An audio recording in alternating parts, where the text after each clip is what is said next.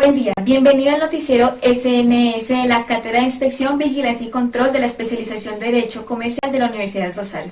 El día de hoy vamos a ver unas situaciones muy especiales de la Superintendencia Nacional de Salud y para estos efectos contaremos con la presencia de los abogados Fernando Guzmán, Alex Cubillos, Natalia Rojas y Alexandra Camargo. Conoceremos a la entidad encargada de hacer que se cumplan las normas del sistema de salud. Abordaremos los temas más importantes y de interés general de esta superintendencia. Pero antes, vamos con un poco de historia.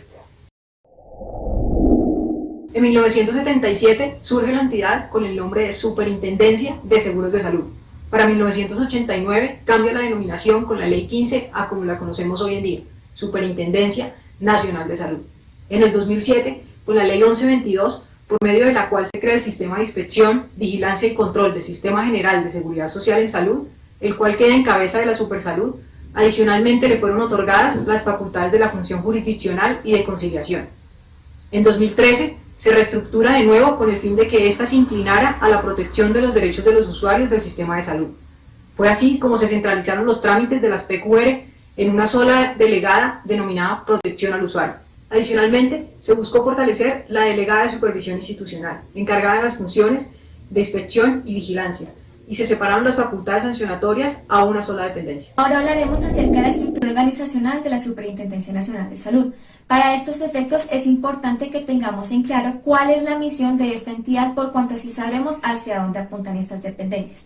Para ello diremos que la Superintendencia Nacional de Salud se encarga de proteger los derechos de los usuarios del Sistema General de Seguridad Social en Salud y esto lo hace a través de dos ejes fundamentales. El primero de ellos es el eje de inspección, vigilancia y control y el segundo es el eje jurisdiccional y conciliación. Luego de ello vamos a hablar de la cabeza de la Superintendencia Nacional de Salud, que es el Superintendente Nacional de Salud. Así diremos que las funciones de este son las siguientes. Dirigir a la entidad para que se cumplan con las funciones de inspección, vigilancia y control, que como sabemos son el fin último de estas superintendencias. Actualmente se encuentra como Superintendente Nacional de Salud el Dr. Fabio Aristizábal Ángel, posesionado desde el 20 de septiembre del 2018. Ahora bien, me permitiré referirme a la estructura orgánica de esta entidad, para lo cual diremos que son 13 dependencias, de las cuales 5 están adscritas al despacho del superintendente, 6 dependencias son misionales, una dependencia es de apoyo y una es de organización territorial. Sin embargo, no nos vamos a referir a todas las funciones que desarrollan cada una de estas dependencias, sino nos enfocaremos en aquellas que ejerzan funciones de vigilancia, inspección y control y la delegada para la función jurisdiccional y de conciliación. El marco legal que otorga esta función jurisdiccional a la Superintendencia Nacional está contenida en la Ley 1122 del 2007 a partir de su artículo 41, modificado por la Ley 1949 del 2019, que contempla, tal y como lo indiqué, la función jurisdiccional a petición de parte, con el fin de garantizar la efectiva prestación del servicio de salud de los usuarios, tal y como lo explicamos en la misión de esta entidad. Para estos efectos se tiene que tienen 6 funciones jurisdiccionales este delegado, a saber, en primera medida,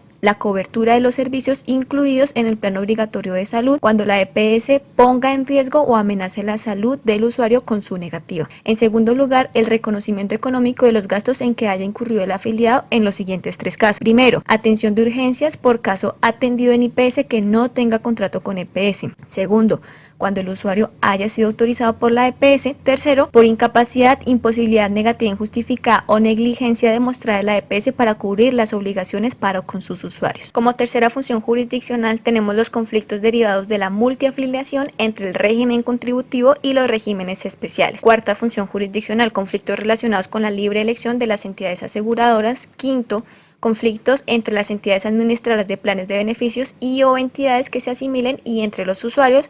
Sexto, y por último, conflictos derivados de las devoluciones de las facturas entre las entidades adscritas al sistema de seguridad social en salud. De inspección, vigilancia y control de la Superintendencia Nacional de Salud. Para estos efectos, indicaremos que la mayoría de las funciones se encuentran en el Decreto 780 del 2016, es decir, el Decreto Único Reglamentario del Sector Salud y Protección Social. De inspección, vigilancia y control. La primera de ellas sobre la ejecución de las competencias de los diferentes actores del Sistema General de Seguridad Social en Salud responsables de la atención y prestación de los servicios de salud a los ciudadanos. Esto a través de 3 pilares. El primero, recepción y gestión de PQRs. El segundo, requerimientos y visitas inspectoras. Y el tercero, promoción de la participación ciudadana. Luego tenemos estas funciones sobre el seguimiento y monitoreo de las medidas ordenadas sobre las vigiladas, que pueden ser intervenciones o liquidaciones, y sobre los agentes especiales, que son los interventores y los liquidadores. También tenemos estas funciones sobre el cumplimiento de los derechos de los usuarios del Sistema General de Seguridad Social en Salud. Y por último, tenemos estas funciones sobre el inicio, trámite y decisión de los procesos administrativos sancionatorios contra los sujetos vigilados que infringen la normatividad del Sistema General de Seguridad Social en Salud. Tenemos lo bueno, lo malo y lo feo de la supersalud. Lo bueno, la insignia adoptada por la super de proceder con bondad, nombrada así por ser una combinación entre humanización y proceder con rigor, con el fin de frenar y controlar situaciones que amenacen con causar un deterioro irreparable o que estén causando una notoria afectación a los usuarios del sistema de salud. Entre tan solo los meses de marzo y junio, el juez de salud emitió más de 1000 sentencias a favor de los usuarios, tanto por asuntos de acceso a servicios de salud como de reconocimientos económicos. Lo malo, los regaños que ha debido hacer la Corte Constitucional a la Superintendencia de Salud para que cumpla sus funciones. La accionante, antes de instaurar la acción de tutela, porque la EPS le estaba vulnerando sus derechos a la salud y a la vida digna tras ser diagnosticada con cáncer, ya había acudido a la Superintendencia de Salud, pero esa entidad no ordenó ninguna medida urgente de protección. En otra sentencia, la Corte Constitucional le advirtió a la Superintendencia de Salud que debe cumplir con los términos de ley para responder las demandas de los ciudadanos. La accionante se dirigió a la Superintendencia de Salud para que ésta le ordenara el pago de una incapacidad a la EPS. El trámite, que de conformidad con la ley 1122 de 2007 no debe demorar más de 10 días, demoró 1 mes y 23 días tan solo en la admisión de la demanda por parte de la Supersalud.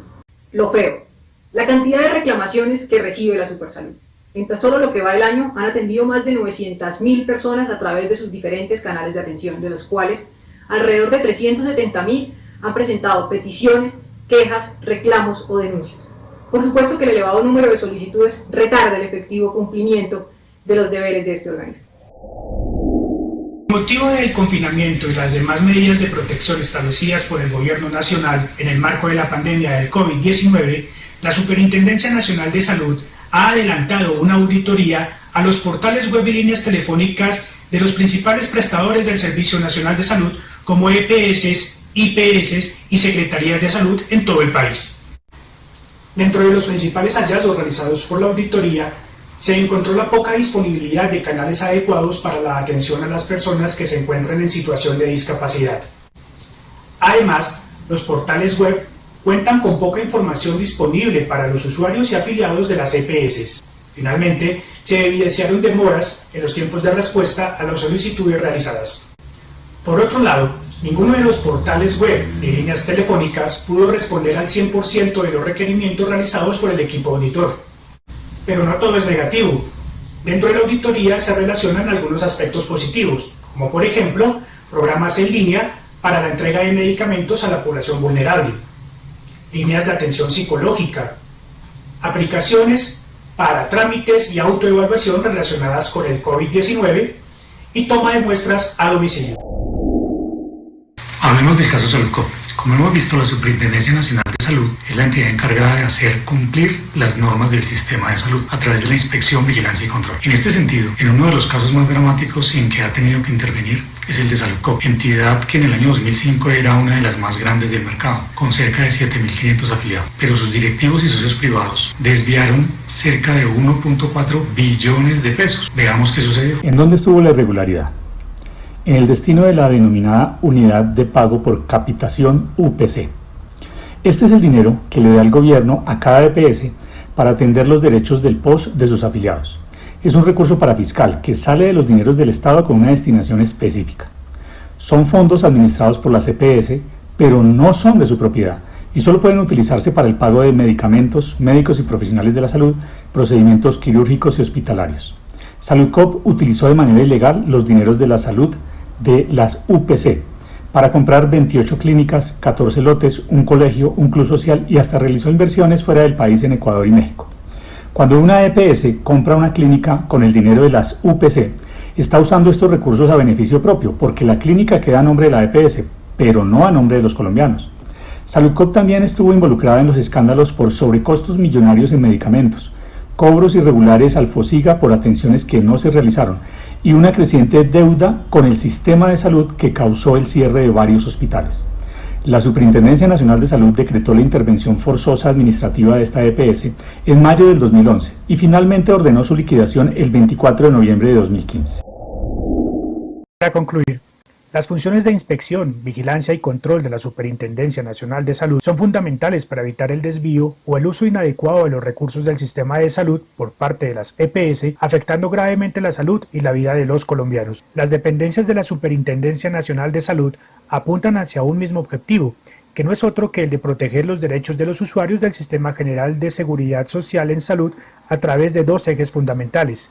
El primero de ellos, las funciones de inspección, vigilancia y control, y el segundo, las funciones jurisdiccionales y de conciliación. Con esto hemos llegado al final de este informativo acerca de la Superintendencia Nacional de Salud. Esperamos haya sido de su agrado y les haya resultado útil. Hasta una próxima oportunidad.